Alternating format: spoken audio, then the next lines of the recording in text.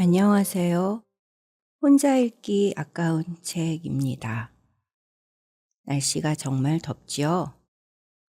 이럴 때 자꾸 차가운 것을 찾게 되는데요. 사실 그러다 보면 병나기가 쉬워요. 책도 너무 오싹하고 무섭고 이런 것만 읽다 보면 또 부작용이 생길 수 있기 때문에 오늘은 이열치열이랄까요? 뜨거운 아프리카에 관한 책을 한 권 소개하려고 합니다.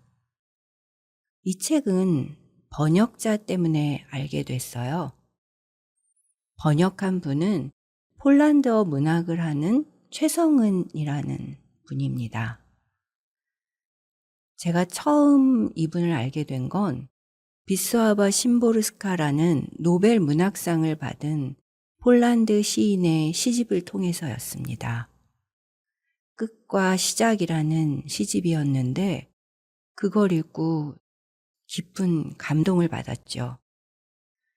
특히 유려한 한국어 문장에 아주 감탄했어요. 그래서 최성은이라는 분이 번역한 다른 책들을 찾아봤습니다. 그런데 여러 책 중에 리샤르드 카프시친스키라고 하는 분의 책이 2권이나 있더군요. 흑단과 헤로도토스와의 여행이라는 책이었는데요. 안타깝게도 2권 다 절판이 됐어요. 그래서 저는 도서관에서 그 책들을 구해봤지요. 정말 좋더군요. 그래서 수소문에서 헌책방에서 한 권은 구했습니다. 리샤르드 카프시친스키는 폴란드의 기자고 시인이라고 해요. 저는 몰랐는데 사실 전 세계적으로 아주 유명한 분이라고 하더군요. 저처럼 아마 모르는 분들이 꽤 많을 것 같은데요. 그래서 그의 작품을 이 방송에서 소개하려고 합니다. 오늘 소개하는 흑단이라는 책은 아프리카 르포 에세이입니다. 이 책은 530쪽이 넘는 아주 두꺼운 책이거든요. 다 소개할 수는 없고 오늘 저는 책 뒤에 실린 번역자 최성은 씨가 쓴 작가 소개 및 작품 해설이라고 하는 글을 좀 발췌해서 읽고요. 그리고 책의 대미를 장식하는 에세이를 읽어보도록 하겠습니다. 그럼 감상해 보시죠.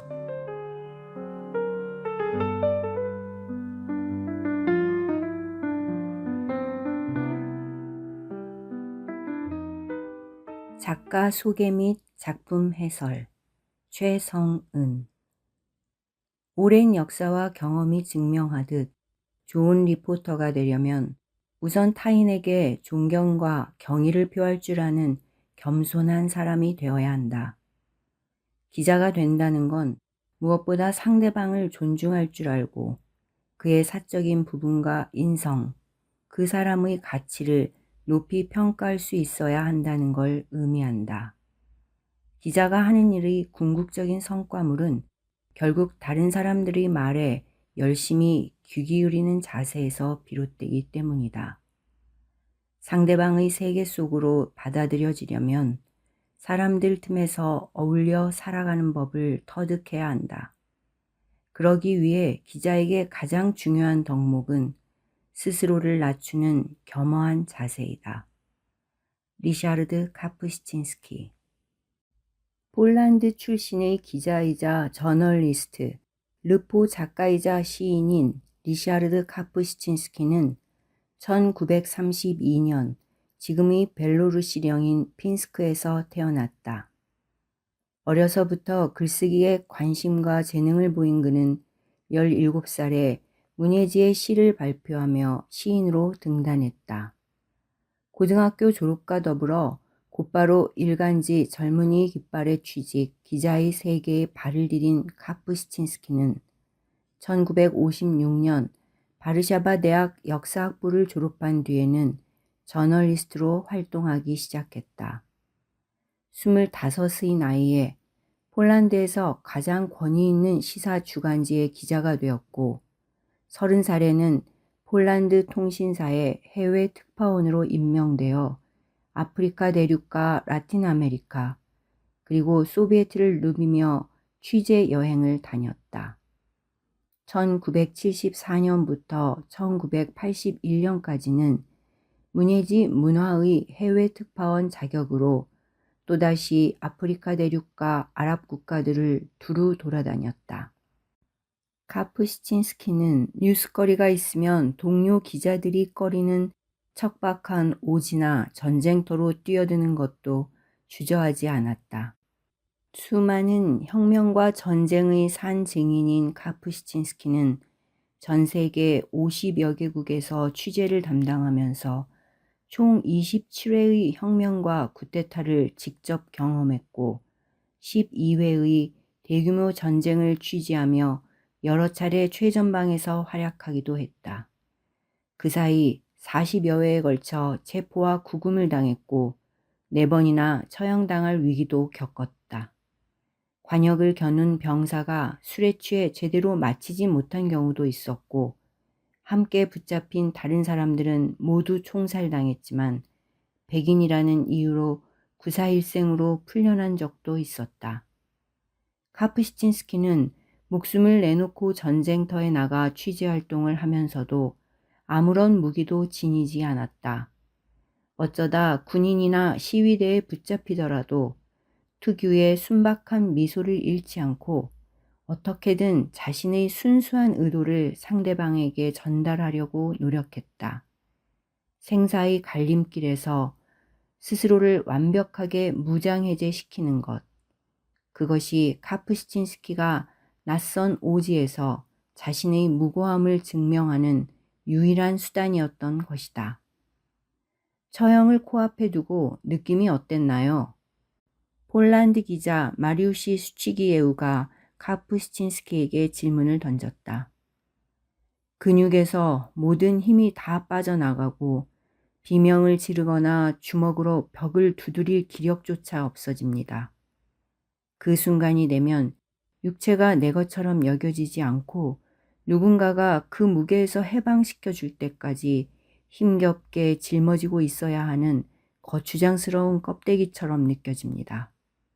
이어 극심한 호흡곤란 증세가 일어나는데 그 숨막히는 답답함이야말로 절체절명의 순간에 인간이 감지하게 된 유일한 느낌입니다. 아프리카 대륙은 카프시친스키에게는 매우 중요한 의미를 가지고 있다.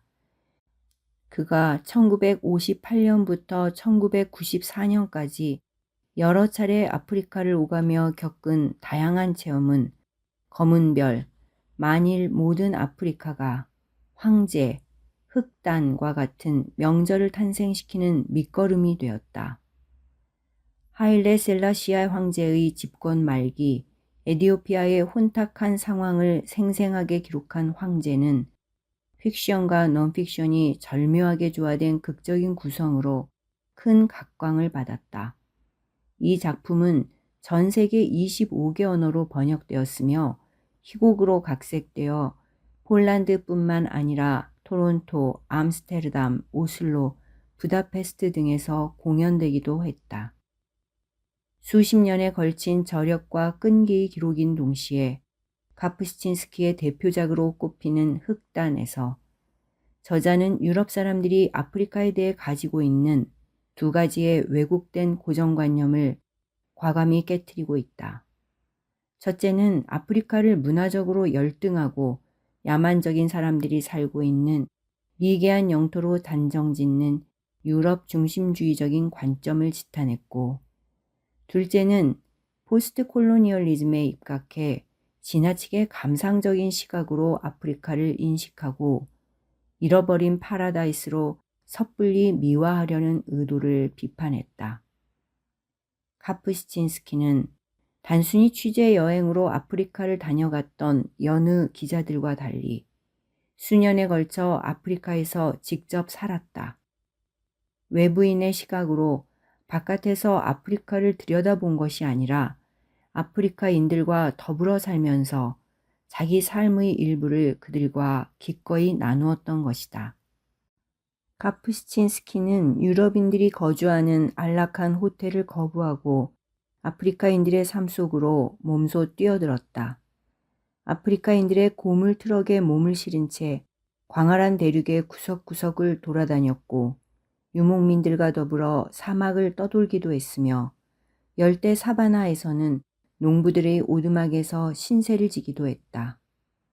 고독을 신이 인간에게 내리는 가장 큰 형벌로 간주하는 아프리카 사람들과 오랜 시간 한데 어울려 지내는 동안 카푸시친스키는 어느덧 백인으로서의 이질감이나 소외의식을 떨쳐버리고 문명의 이기가 규정지어 놓은 편협한 족쇄로부터 자유로워진다.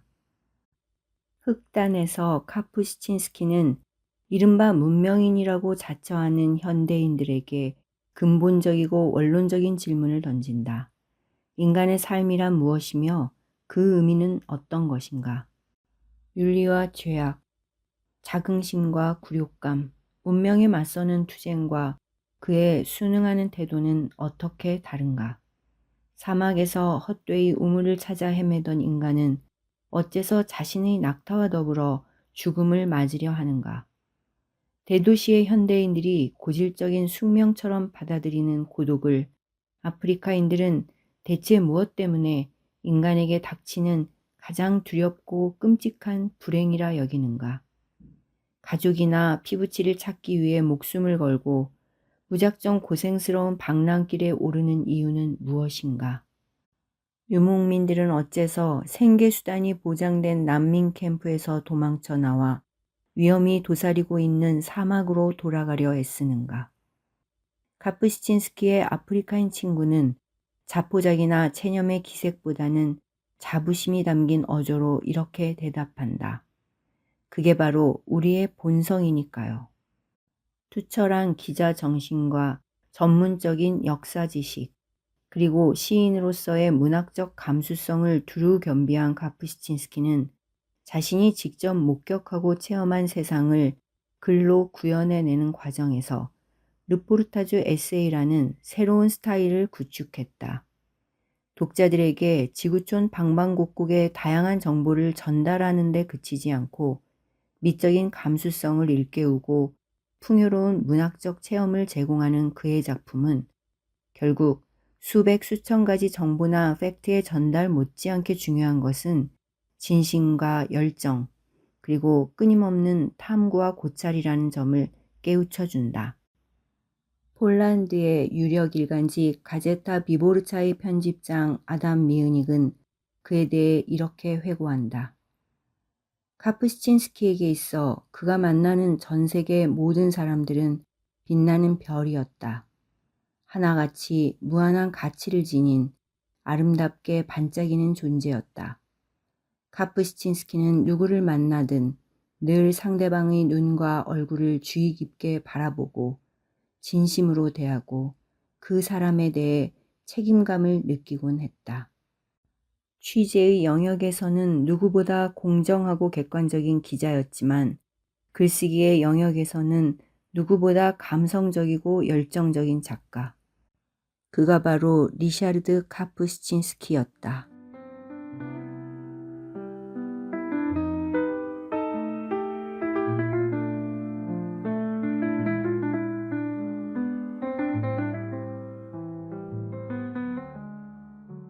아프리카에서 나무 그늘에 앉아. 이제 여행의 마지막이다. 지금까지 내가 써왔던 이야기도 그럭저럭 여기서 끝난다. 지금 나는 고국으로 돌아가는 길에 잠시 나무 그늘에 앉아 쉬고 있는 중이다.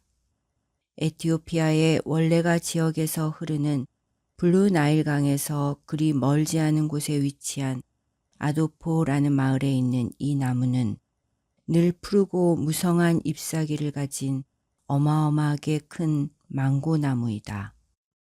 아프리카의 고원지대 혹은 끝없는 사헬 사막과 사바나를 여행하다 보면 수없이 반복되는 경이로운 풍경을 목격하게 된다. 태양에 달구어진 끝없이 넓은 모래토양에 바싹 마른 누런 잔디와 가시돋친 메마른 덤불이 깔려있는 병원에 이따금씩 장대하게 가지를 뻗은 커다란 나무 한 그루가 외롭게 홀로 서 있다. 그 녹음이 너무나 푸르고 강렬하고 싱싱해서 아주 먼 곳에서부터 지평선 위에 찍힌 선명하고 짙은 얼룩이 보일 정도이다. 그 잎사귀들은 사방에 바람 한 점 불지 않아도 아른아른 빛나며 흔들리고 있다. 마치 달의 표면처럼 죽어있는 지표면에서 어떻게 나무가 자랄 수 있었을까? 어째서 하필이면 이곳일까? 왜 홀로 서 있는 걸까? 어디서 수액을 빨아들이는 걸까? 이렇듯 외롭게 홀로 서 있는 나무를 만나려면 때로는 다시 수 킬로미터를 더 가야만 한다. 근방에 사는 사람들은 나무의 생존이 얼마나 중요한지 뼈저리게 실감하고 있다. 그래서 그들은 나무를 보호하고 가꾸는데 온갖 노력을 기울인다. 오랜 여행 중에 멀리서 망고나무가 보이면 그것은 주저없이 그쪽을 향해 차를 몰고 가라는 계시나 다름없다. 나무 주변에는 반드시 사람들이 있고 물이나 식량이 있기 때문이다. 사람들이 나무 돌보는 일에 각별히 신경을 쓰는 이유는 나무가 없으면 살아남기 힘들기 때문이다. 아프리카의 뙤약볕에서는 생존을 위해 그늘이 꼭 필요한데 나무야말로 그늘의 보고이자 원천이다. 만약 마을에 교사가 있으면 나무 아래 빈터는 교실 역할을 한다. 아침이면 주변의 시골 마을로부터 아이들이 때로 몰려든다. 나이에 따른 반의 구분이 있을 턱이 없으므로 수업을 듣기 원하는 아이들은 연령에 상관없이 모두 이곳에 모인다. 선생님이 나무줄기에 알파벳이 적힌 종이를 붙여놓고 막대기로 문자를 가리키면 아이들은 열심히 막대 끝을 바라보면서 알파벳을 따라 읽는다. 종이도 필기도구도 없기 때문에 무조건 외울 수밖에 없다. 오후가 시작되고 하늘이 뜨거운 열기로 하얗게 변하면 나무 그늘은 누구든 먼저 맞는 사람의 차지가 된다. 아이들과 노인들, 그리고 가축이 있는 마을이라면 젖소와 양, 염소들까지 한꺼번에 나무 곁으로 몰려든다. 무더위가 절정에 달하는 오후에는 진흙집에 들어가 있는 것보다 나무 그늘에서 쉬는 편이 훨씬 낫다. 진흙 오두막 안은 비좁고 답답하지만 나무 주변은 사방이 탁 트여 있고 바람도 기대할 수 있기 때문이다. 시골에서는 나무 그늘에서 보내는 오후 시간이 매우 중요한 의미를 갖는다. 마을의 노인들, 원로들이 모여 회의를 하기 때문이다. 마을에는 마땅한 집회 장소가 없으므로 망고나무 그늘은 많은 사람이 한꺼번에 모여 음식도 나누어 먹고 이야기도 주고받을 수 있는 유익한 공간이 된다. 아프리카인들은 천성적으로 떼지어 다니는 것을 좋아하기 때문에 공동체 생활을 영위하는 데 필요한 여러 종류의 모임이나 회합에 적극적으로 참석한다. 마을의 모든 잡다한 사안들, 예를 들면 누가 얼마만큼의 경작지를 배당받느냐 하는 결정은 항상 공동으로 내리고 분쟁이나 싸움도 함께 모여 해결한다. 전통에 따르면 모든 결의에는 만장일치가 필수이다. 만약 구성원 가운데 누군가가 이견을 내놓으면 다수는 그가 의견을 바꾸도록 오랜 시간에 걸쳐 끈질기게 설득한다. 하지만 그러다가 결국 설득의 과정이 끝을 맺지 못하는 경우도 종종 생기는데 그들의 토론이란 것이 워낙 장황하고 수다스럽기 때문이다. 만약 시골에서 싸움이 벌어졌다고 치자. 나무 아래 소집된 법정에서는 진실을 규명하고 시시비비를 가리는데 별로 힘을 쏟지 않는다. 그들이 중요하게 여기는 건 양쪽의 주장을 모두 타당하다고 인정하면서 분쟁 자체를 종결하고 양쪽의 화해를 이끌어내는 일이다. 날이 저물고 어둠이 밀려오면 사람들은 회합을 중단하고 각자의 집으로 흩어진다. 어둠 속에서는 논쟁을 펼칠 수가 없다. 아프리카인들의 토론에서는 말하는 사람의 얼굴을 쳐다보고 그가 하는 말과 눈빛이 일치하는가를 확인하는 것이 무엇보다 중요하기 때문이다. 저녁 무렵이 되면 여인들과 한창 모든 것에 호기심 많은 아이들이 나무로 몰려든다. 주변에 나뭇가지가 있으면 그것들을 주워다가 모닥불을 피우고 물과 박하가 있으면 향이 진하고 걸쭉한 차를 만든다. 바야흐로 내가 제일 좋아하는 아프리카에서 가장 유쾌한 시간이 시작되는 것이다. 그들은 하루 종일 벌어진 갖가지 사건들, 사실과 허구가 합성된 온갖 이야기들, 즐거움과 두려움을 불러일으키는 다양한 내용들을 이야기한다. 이렇게 두런두런 이야기꽃을 피우면서 사람들은 노인들로부터 들은 적이 있는 옛 이야기를 회상한다. 과거에 어떤 새가 마을로 날아왔다가 사라진 적이 있었다더라. 그러면 또 누군가는 자기 할아버지의 할아버지가 해준 이야기를 들먹인다. 옛날 옛적에 덤불 속에서 뭔가 시커먼 물체가 소란을 피운 적이 있었다더라. 그렇다면 얼마나 오래전의 이야기인가? 여기서 오래전이란 우리가 기억할 수 있는 딱 그 정도쯤 오래된 일을 뜻한다. 왜냐하면 이곳에서는 기억의 한계가 바로 역사의 한계이기 때문이다. 기억의 범주를 넘어서서 벌어진 일은 없던 일이나 다름없다. 기억보다 이전의 시간이란 아예 존재하지 않는다. 사람들에 의해 기억되는 것, 그것만이 역사이다. 저녁 무렵 나무 아래 앉아 있으면 주변이 마냥 고요할 것 같지만 사실 그렇지 않다.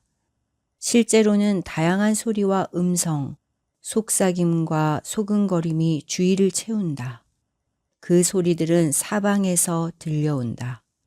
높은 가지 위에서, 덤불 속에서, 땅 밑에서, 하늘에서.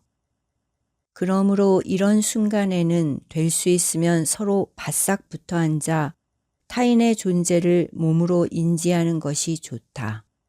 다른 사람과 함께 있으면 안도와 용기를 얻을 수 있기 때문이다. 아프리카인들은 늘 위험과 더불어 살아간다.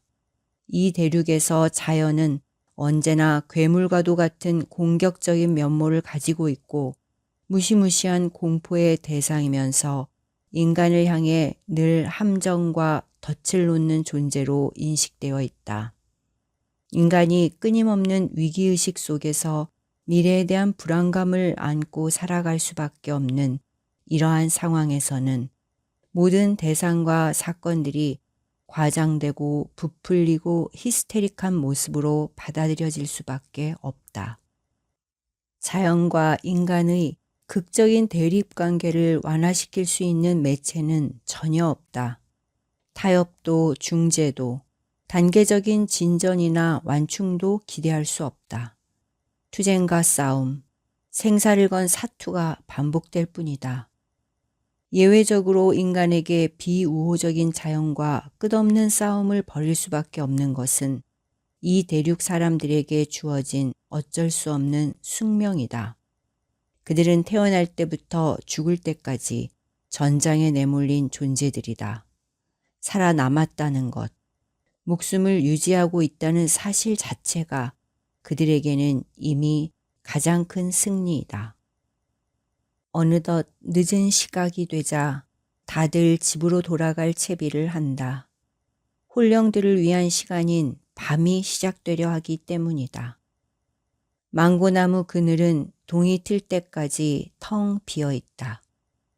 여명이 시작되면 태양과 나무 그림자가 동시에 모습을 드러낸다.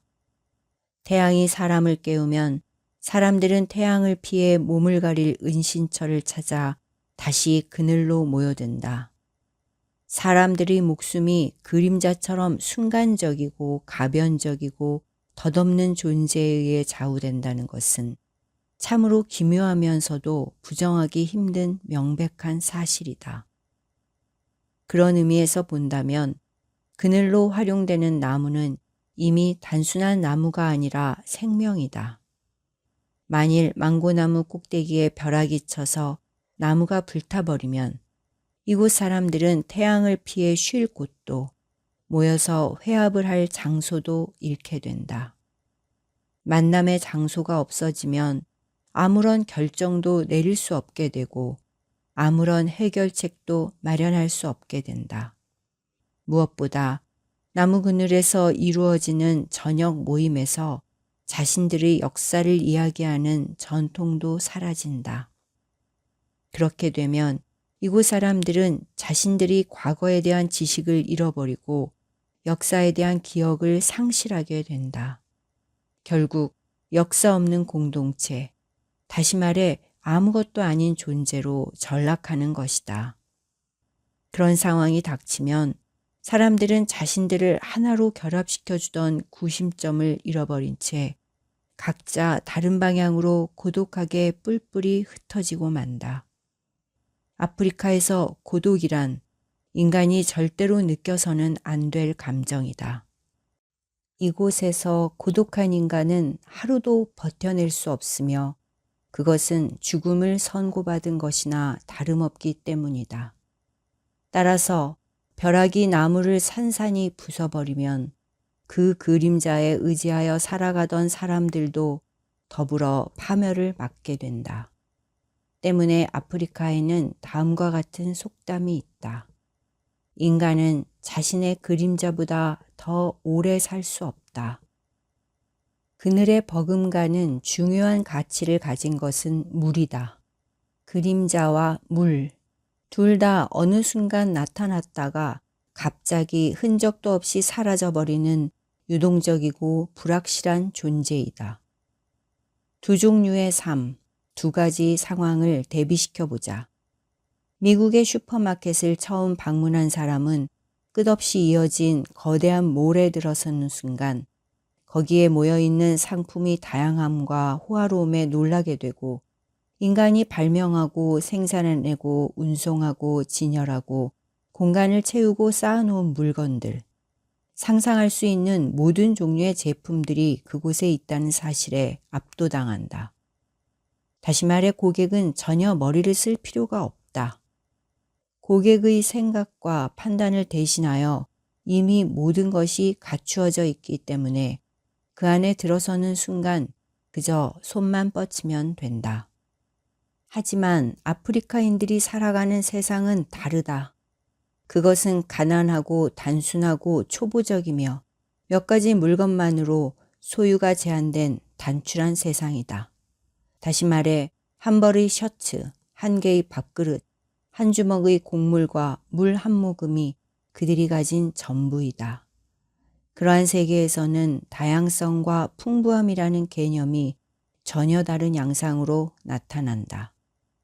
물질적이고 구체적이며 쉽게 감지할 수 있고 겉으로 드러나는 형태로는 전혀 표출되지 않기 때문이다. 이곳 사람들은 서구인들의 입장에서는 지극히 일상적이고 하찮은 것으로 치부되는 대상들로부터 오히려 눈에 보이지 않는 형이상학적인 가치와 상징적인 의미를 발견한다. 예를 들면 수탉의 깃털이 어둠 속에서 길을 밝혀주는 횃불로 인식되기도 하고 올리브 한 알이 총탄을 막아주는 방패로 여겨지기도 한다. 이곳에서는 모든 사물이 고차원적이고 함축적인 가치를 내포한다. 왜냐하면 인간에게 선택된 순간 그 사물은 지금까지와는 다른 의미를 획득하게 되며 좀 더 높은 영역의 존재로 격상되면서 초월적인 의미를 갖기 때문이다. 일반적으로 아프리카에 머무는 동안 유럽인들은 그곳의 극히 일부만 보게 된다. 대부분 겉으로 드러난 모습들, 별로 흥미롭지 않고 쓸모없는 단면만을 본다. 모든 대상들 속에는 나름대로 드러나지 않은 가치가 내포되어 있다는 사실을 믿지 못한다는 듯 그들의 시선은 수박 겉핥기식으로 피상적인 곳에서 겉돌 뿐 정작 그 내부를 꿰뚫고 들어가지 못한다. 인종차별주의, 이민족에 대한 증오와 멸시, 그리고 상대를 굴복시키려는 욕구는 아프리카의 식민주의 체제에서 비롯된 것이다. 20세기의 유럽을 충격과 파멸로 몰아넣었던 전체주의보다 몇백 년 앞선 시기에 식민주의는 이미 온갖 종류의 과오와 파행을 고안해내고 사람들로 하여금 그것을 생생하게 경험케 했다. 무지하고 몰상식한 사람들이 아프리카와의 교류를 독점함으로써 발생한 또 다른 결과는 유럽인들이 언어에서 유럽이 아닌 세상, 다른 세계를 묘사할 수 있는 적절한 어휘들을 발전시키지 못하도록 했다는 점이다. 아프리카의 다양한 삶의 모습은 대다수 유럽 언어들에서 나타나는 절대적인 어휘의 부족 현상으로 인해 제대로 접근하지도 못하고 심층적으로 파헤치지도 못한 채 피상적인 형태로 남아있게 되었다. 녹음이 우거진 어둡고 무성한 정글의 내부를 과연 어떻게 묘사할 것인가? 수많은 나무와 관목들의 이름을 어떻게 다 표기할 것인가? 아프리카 방방곡곡에서 어김없이 맞닥뜨리게 되는 쉴 새 없이 우리에게 달려들고 물어뜯는 저 자질구레한 벌레들은 또 어떻게 이름 지을 것인가? 때로는 라틴어 학명을 발견할 때도 있지만 과연 그것이 평범한 일반 독자들에게 제대로 의미를 전달해 줄 수 있겠는가? 이러한 문제는 단순히 동식물학에만 국한된 것이 아니다. 이곳 사람들의 심리와 신앙, 종교, 정신세계를 아우르는 방대한 영역은 또 어떻게 기록할 것인가? 모든 유럽 언어는 풍요롭다. 하지만 그것은 자국의 문화를 묘사하고 자기 세계를 소개할 때만 그렇다. 다른 문화의 범주로 들어가서 그것을 표현해야 할 경우에는 의미론적인 한계와 무력함을 고스란히 드러낸다. 아프리카에는 수많은 상황이 공존하고 있다. 가장 다양하면서 차별화되어 있고 또 서로 상극을 이루는 온갖 상황들이 동시다발적으로 벌어지고 있다. 식민지 체제 이전, 즉 콜럼버스가 신대륙을 발견하기 이전, 실제로는 그리 오래지 않은 과거에 아프리카에는 1만여 개의 나라와 왕국, 민족연합과 동맹이 존재해 왔다. 런던 대학의 역사학자 로널드 올리버는 유럽의 식민주의자들이 아프리카에서 분할 점령을 단행했다는 사실에 경악한다. 분할 점령이라고는 하지만 그것은 포탄과 총검이 만들어낸 강제적인 통합 과정이었다. 1만여 개가 넘던 수가 순식간에 50개로 줄어들었던 것이다. 하지만 그럼에도 불구하고 그 근간에는 여전히 수많은 다양성이 존재하고 있으며 그것은 마치 자갈과 뼈, 조개 껍데기와 나무 조각, 쇠 조각, 나뭇잎들로 이루어진 형형색색의 모자이크와 같다. 자세히 살펴보면 그 모자이크를 구성하는 조각과 파편들이 시시각각 위치와 형태, 색깔을 바꾸면서 끊임없는 변화와 다양함, 풍부한 색채의 파동으로 숨막히게 놀라운 광경을 연출해내고 있음을 실감하게 될 것이다. 몇 년 전 나는 탄자니아 내륙에 있는 미쿠미 국립공원에서 지인들과 함께 크리스마스 이브를 보낸 적이 있다. 그날 저녁은 바람 한 점 불지 않는 따뜻하고 온화한 날씨였다. 숲속 개간지에 마련된 야외 마당에는 몇 개의 테이블이 놓여 있었다. 식탁 위에는 구운 생선과 밥, 토마토, 그 지역에서 생산된 폼베 맥주가 차려져 있고 초와 회중 전 등 석유 램프를 켜놓았다. 즐겁고 편안한 분위기였다. 아프리카에서 늘 그렇듯 이런 모임에서는 풍성한 이야깃거리와 유쾌한 농담, 떠들썩한 웃음소리가 끊이지 않았다. 그 자리에 모인 사람들은 탄자니아 정부의 장관들, 대사들, 장군들, 가문의 수장들이었다. 자정이 지났다. 조명이 밝혀진 테이블 너머 짙은 어둠 속에서 느닷없이 거대한 진동과 더불어 쿵쾅거리는 소리가 들려왔다. 그 소리는 잠시 멈추었다가 갑자기 더욱 거세졌다. 어느 틈에 우리의 바로 등 뒤에서 땅이 무섭게 흔들리더니 깊은 어둠을 가르고 집채만한 코끼리 한 마리가 나타났다. 서커스나 동물원도 아닌 아프리카의 밀림에서, 코끼리가 가장 무서운 지배자로 군림하는 정글에서 실제 코끼리를 바로 코앞에서 대면한 경험을 가진 사람은 아마 많지 않을 것이다. 코끼리의 무시무시한 시선에 적나라하게 노출되는 순간 인간은 치명적인 공포에 휩싸인다. 무리에서 홀로 떨어져 나온 코끼리는 대부분 광기 어린 맹수이자 거친 약탈자로 돌변해 마을을 공격하고 진흙 오두막을 짓밟고 사람과 가축을 함부로 죽이기 때문이다.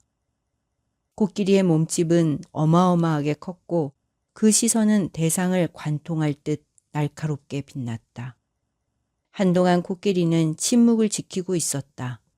그 커다란 머릿속에서 무슨 생각을 하고 있는지, 몇 초 후에 과연 무슨 일이 벌어지게 될지 짐작조차 할 수 없는 상황이었다.